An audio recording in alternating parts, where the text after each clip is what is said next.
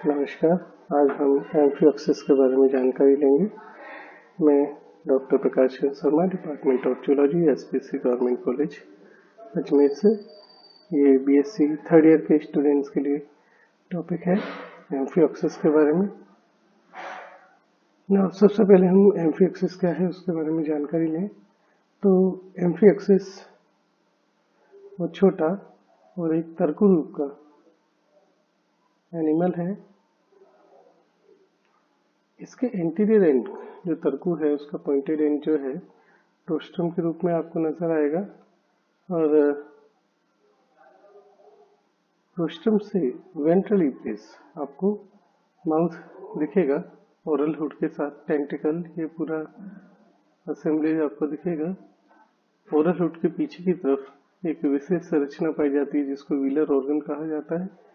यहाँ से ये लेट करता है फेरिंग्स में, जहाँ आपको ये बहुत सारी स्लिट्स दिख रही हैं, इनको गिल स्लिट्स कहा जाता है। ये जो नजर आ रही हैं ये गिल स्लिट्स हैं। तो ये गिल स्लिट्स नजर आ रही हैं जिससे वाटर एट्रियम में जाता है और एट्रियम फ्लोर के थ्रू बाहर निकल जाता है, और जो फूड है वो अल्टीमेटली लीड करता है डाइजेस्टिव ट्रैक्ट में, जो कि अल्टीमेटली इंटेस्टाइन से गुजरता हुआ ओपन होता है एक्सटीरियर में एनस से। फेरिंग्स के जस्ट ऊपर की तरफ आपको दो स्ट्रक्चर दिखाएंगे, वन इज नोटोकॉर्ड और दूसरा नर्व कॉर्ड। यहाँ पर नोटोकॉर्ड जो है वो परसिस्टेंट होती है थ्रू आउट द बॉडी, पूरी बॉडी की लंबाई में ये फैली हुई होती है, और साथ ही साथ आपको यहाँ पर नर्व कॉर्ड दिखाई देगी जो कि डोर्सल ट्यूबुलर नर्व कॉर्ड है। ये एक प्रमुख कॉर्डेट कैरेक्टर है। फेरिंजियल गिल स्लिट्स भी आप देख रहे हो, ये भी प्रमुख कैरेक्टर है। और तीसरा कैरेक्टर जो नोटोकॉर्ड का है, तीनों कैरेक्टर यहाँ पे आपको नजर आ रहे हैं।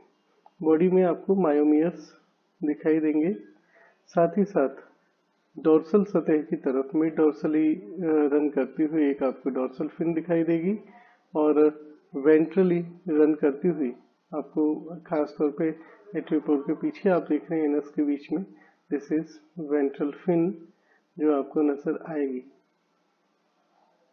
जो अंतिम सिरा है, पोस्टीरियर एंड है, टेपर्ड है, और वहां पर आपको कॉडल फिन नजर आएगी। ये कॉडल फिन है, या यहाँ आप देख रहे हैं दिस इज कॉडल फिन, ये आपको कॉडल फिन का दिखा रखा है। दिस इज, जैसा कि आपको बताया था मैंने, एनस, ये एनस की जगह है। दिस इज वेंट्रल फिन और ये डोर्सल फिन है। ये डोर्सल फिन, ये ventral fin, this is anus, और ये कॉडल फिन है। और आपको इसमें मेटामेरिक सेगमेंटेशन बॉडी में नजर आ रहा हुआ, दिस ये जो आपको सेगमेंट्स नजर आ रहे हैं मसल्स के, यहाँ आपको मेटामेरिक सेगमेंटेशन देखने को मिल रहा है। एंटीरियर एंड की तरफ हमने जैसा डिस्कस किया, दिस इज रोस्ट्रम, ये ओरल हुड के टेंटिकल्स हैं। ये आपको जो कुछ लंबे से नजर आ रहे हैं टेंटिकल, और ये पूरा नजर आ रहा है assembly, this is wheeler organ. तो ये मॉर्फोलॉजी हमने देखी लैंसेट की, जिसका नाम एम्फिओक्सिस जो कि एक ऑब्सोलीट नेम है, और ब्रैंकियोस्टोमा इसका मॉडर्न नेम है। तो एम्फिओक्सिस की अगर हम बात करें तो एम्फिओक्सिस का मतलब होता है, एम्फी यानी बोथ, ऑक्सिस यानी पॉइंटेड ऑन बोथ साइड, जो कि दोनों सिरों पे पॉइंटेड हो, उसको हम एम्फिओक्सिस कहते हैं। इसको हम लैंसेट के नाम से भी जानते हैं। लैंसेट का मतलब है ब्लेड लाइक, और इसको ब्रैंकियोस्टोमा के नाम से भी जानते हैं। ब्रैंकियो मीन्स होता है गिल, ब्रैंकियो जो शब्द है ब्रैंकिया गिल से है, स्टोमा माउथ के लिए यूज होता है। यहाँ पर आपको 30 to 35 स्पीसीज हैं जो कि फिश लाइक ये आपको नजर आ रही है, जैसे कि हैं बेंथिक हैं, फिल्टर फीडर कॉर्डेट्स हैं। और अगर हम देखें तो इवोल्यूशनरी ये जो रिलेट करती हैं 530 मिलियन ईयर ओल्ड पिकाया से, जो कि one of the primitive chordate है स्टॉक पे। अगर हम इसकी टेक्सोनोमिक पोजीशन की बात करें तो जैसा कि आप जानते हैं किंगडम एनिमेलिया से ताल्लुक़ रखते हैं, फाइलम कॉर्डेटा से ताल्लुक़ रखते हैं, क्योंकि यहाँ पर आपको तीनों chordate character dorsal tubular nerve cord, notochord, pharyngeal gill slits, इसके अलावा कुछ और कॉर्डेट कैरेक्टर भी इसमें नजर आ रहे हैं, उनके हम डिटेल में आगे बात करते चलेंगे। तो ये कॉर्डेट है सब फाइलम सेफेलोकॉर्डेट तक, क्योंकि यहाँ पर सिर तक जो कॉर्ड है वो रन करती है। ब्रेन यहाँ पर आपको फॉर्म मिलेगी एंटीरियर मोस्ट रीजन में, जो डोर्सल ट्यूबुलर नर्व कॉर्ड है वो ब्रेन के रूप में दिखेगी, वहाँ आपको आई स्पॉट भी दिखेगा। क्लास लेप्टोकार्डी से आता है ये ऑर्डर, एम्फिऑक्सीफॉर्मीज ऑर्डर है। इसमें जो फैमिलीज हैं, दो फैमिली हैं, जिसमें इसकी ब्रैकियोस्टोमा लैंसेटम की जो फैमिली है वो है ब्रैकियोस्टोमिडी, जीनस ब्रैकियोस्टोमा, और स्पीसीज इसकी जो है वो है लैंसेटम, जिसके बारे में हम बात कर रहे हैं। सबसे पहले इसको पीटर साइमन पेलर्स ने 1774 के अंदर 1774 के अंदर डिस्क्राइब किया था, और तब इन्हें इसको जो मॉलस्क है लाइमेक्स, उसकी लाइफ फॉर्म माना था। लेकिन बाद में 1834 में ग्रेबियल कोस्टा ने इसको एक नए जीनस ब्रैकियोस्टोमा के अंदर इंक्लूड किया और इसको कॉर्डेट के रूप में स्थापित किया। 1836 में यरेल ने इसको रिनेम करके एम्फिऑक्सिस कर दिया। हालांकि अब ये नाम जो है ऑब्सोल्यूट माना जाता है, कई जगह अभी भी ये प्रचलन में पूरी तरह से है, लेकिन अभी जो सही नाम हम बोलेंगे तो ब्रैकियोस्टोमा है, एम्फिऑक्सिस नहीं। लेकिन बुक्स के अंदर कई जगह अभी भी एम्फिऑक्सिस चल रहा है, इसलिए हमने इसका टाइटल भी एम्फिऑक्सिस रखा, क्योंकि आपके उसमें भी एम्फिऑक्सिस दे रखा है। तो ये मॉडर्न रिप्रेजेंटेटिव है सेफेलोकॉर्डेटा का, और ये सेफेलोकॉर्डेटा के मॉडर्न रिलेटिव होने के लिए यहाँ पर आपको अगर इसकी बॉडी देख रहे हैं तो क्यों हमने इसको मॉडर्न रिप्रेजेंटेटिव कहा सेफेलोकॉर्डेटा का, क्योंकि इसकी बॉडी जो है सेगमेंटेड है, मराइन है ये एनिमल, और इलोंगेटेड बॉडी है, जिसमें नोटोकॉर्ड जो है वो पूरी लंबाई तक परसिस्ट करता है। ये करीब 700 से 650 मिलियन ईयर अगो कॉर्डेट जो रेस्ट ऑफ द कॉर्डेट है उनसे डाइवर्स हुआ होगा, ऐसा माना जाता है।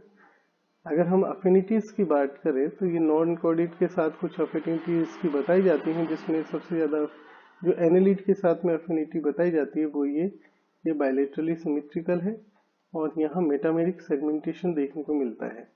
जो मेटामियर्स हैं वो आप देखें तो मेटामेरिक सेगमेंटेशन में जो प्रोटोनेफ्रिडिया है वो भी मेटामेरिकली अरेंज्ड है, और उनमें सोलेनोसाइट्स मौजूद हैं। सीलम जो है इसमें वेल डेवलप्ड है एनालिट की तरह ही, और क्लोज्ड, और जैसा कि एनालिट में एक कोर्स पाया जाता है ब्लड वेस्कुलर सिस्टम का, लगभग वैसा ही सिस्टम ब्लड वेस्कुलर सिस्टम यहाँ पे मौजूद है, और एनालिट कुछ एनालिट की तरह ये भी फिल्टर फीडिंग है। लेकिन ये सुपरफिशियल एफिनिटीज हैं। अगर हम देखें कि कहाँ डिफर करता है तो मेटामेरिज्म नजर आता है, लेकिन मेटामेरिज्म केवल मायोटोम्स और गोनेट्स के रूप में नजर आता है। जो सीलोम है वेल डेवलप्ड है, बट एनालिट में जो सीलोम है वो साइजोसीलस सीलोम होती है, जबकि यहाँ इंटेरोसीलस सीलोम होती है। ब्लड वेस्कुलर सिस्टम का जो कोर्स है वो सिमिलर नजर आता है, बट उसमें अंतर ये है कि जो मेन वेसल्स है उनमें जो ब्लड का फ्लो है वो अपोजिट है। तो ये इसमें बहुत बड़े ऑब्जेक्शंस हैं, जिसके कारण ये माना जाता है कि ये जो है एनालिट का मेंबर नहीं हो सकता, एनालिट के साथ अफिनिटी नहीं दिखाता है। इकाइनोडर्मेट्स के साथ भी इसकी अफिनिटीज की बात की जाती रही है। अगर हम इकाइनोडर्मेट की बात देखें तो यहाँ इकाइनोडर्मेट में जो बॉडी होती है वो एसिमेट्रिक होती है, या पेंटामेरिक सिमेट्री आपको दिखाई देगी, इंटेरोसिली दिखाई देगी आपको वहाँ, और सिमिलरली फॉर्म मीसोडर्म दिखाई देगी। तो यहाँ पर इंटेरोसिली आपको दिखाई देगी, सिमिलरली फॉर्म मीसोडर्म दिखाई देगी, और सिमिलर टाइप का जो क्रिएटिनिन फॉस्फेट है वो भी इसके अंदर दिखाई देगा। और साथ ही साथ कई इकाइनोडर्मेट में जो कैलिक्स के अंदर परफॉर्मेशन होते हैं वो गिल स्लिट को रिसेंबल भी करते हैं। लेकिन इनके पीछे एक सिमिलैरिटी का कारण जो हो सकता है, इनकी रिमोट एंसेस्ट्री कॉमन है, वो एक कारण हो सकता है।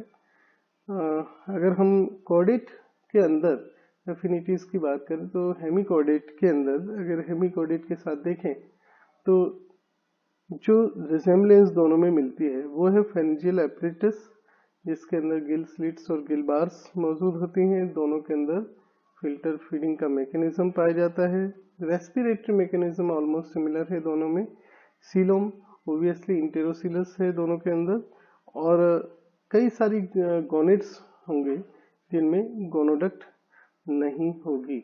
लेकिन अगर इसके मेन ऑब्जेक्शंस देखें कि क्या डिफर करता है, जो मसल्स हैं हेमिकॉर्डेट की अनसेगमेंटेड होती हैं। नर्वस सिस्टम जो है वो नॉन कॉर्डेट टाइप होता है। गिल स्लिट्स लेटरल की बजाय डोर्सल पोजीशन पे होती हैं और पोस्ट एनल टेल एब्सेंट होती है। तो ये कुछ डिफरेंसेस हैं जिसके आधार पे हम इसको कह सकते हैं कि हेमिकॉर्डेट से अफिनिटी ज़्यादा प्रदर्शित नहीं करता है। अगर यूरोकॉर्डेट की हम बात करें तो यूरोकॉर्डेट के अंदर, जिसके अंदर आपने हर्डमानिया भी पढ़ा होगा, वहाँ ये क्लोज रिलेशन दिखाता है। दोनों में ही सीलियरी फीडिंग और रेस्पिरेटरी मैकेनिज्म प्रिमिटिव टाइप का और एक प्रकार का है। दोनों के अंदर लार्ज फेरिंग्स होता है जिसके अंदर न्यूमेरस लेटरल गिल स्लिट्स होती हैं, एपीफेरेंजियल ग्रूव होती है, इंडोस्टाइल होती है, पेरीफेरेंजियल बैंड्स होते हैं। जो इक्टोडर्म है वो लाइंड होती है एट्रियम के एट्रियल कैविटी है जो एट्रियोपोड से आउटसाइड में ओपन होती है। हार्डमेनिया में आपने एट्रियल साइफन भी देखा होगा। जो क्लीवेज और डेवलपमेंट की अर्ली स्टेजेस हैं वो काफ़ी कुछ आइडेंटिकल होती है। दोनों में होलोब्लास्टिक क्लीवेज होता है। गैस्ट्रोलेजन जो है वो इन्वेजिनेशन प्रोसेस के जरिए ही होता है। और साथ ही साथ अगर आप एसिडियन लार्वा, जो एसिडियन टेडपोल लार्वा है, उसको देखें तो उसमें लेंसेट की तरह ही या ब्रैकियोस्टोमा की तरह ही कंटिन्यूअस नोटोकोड मिलेगी, जिसके ऊपर डोर्सल ट्यूबुलर नर्व कोड होती है जस्ट लाइक एम्फियोक्सस, और पोस्ट एनल टेल भी होती है जिसमें मीडियन कॉर्डल फिन होती है। फिन रेस मौजूद नहीं होती जैसा कि एम्फियोक्सस में होता है। तो ये उससे काफ़ी सिमिलैरिटी दिखाता है, लेकिन कुछ वहाँ पर भी डिफरेंसेस देखने को मिलते हैं। जो बड़ा डिफरेंसेस है वो ये है कि बॉडी सेगमेंटेशन, यहाँ पे आपको दिख रहा है कि यूरोकॉर्डेट में इस तरह का सेगमेंटेशन नहीं दिखेगा। यूरोकॉर्डेट्स में आपको टेस्ट की प्रेजेंस दिखेगी जो कि सेलुलोज लाइक कंपाउंड का बना हुआ होता है। और यहाँ पर आपको जो यूरोकॉर्डेट्स हैं उनके अंदर नोटोकॉर्ड और hollow dorsal tubular nerve cord adult में नहीं मिल रही। हालांकि उसका रीजन मैंने बता दिया कि रेट्रोग्रेसिव मेटामॉर्फिज्म होता है। यूरोकॉर्डेट में लीवर की मौजूदगी होती है, लेकिन इसमें यानी कि सिफेलोकॉर्डेट के अंदर ब्रैकियोस्टोमा में लीवर की मौजूदगी नहीं है। ब्रैकियोस्टोमा में यूरोकॉर्डेट जैसा well developed muscular heart with pericardium भी नहीं होता। और जो हर्डमानिया है वहाँ पर आपको रेट्रोग्रेसिव मेटामॉर्फिज्म भी देखने को मिलेगा, जबकि ऐसा नहीं है।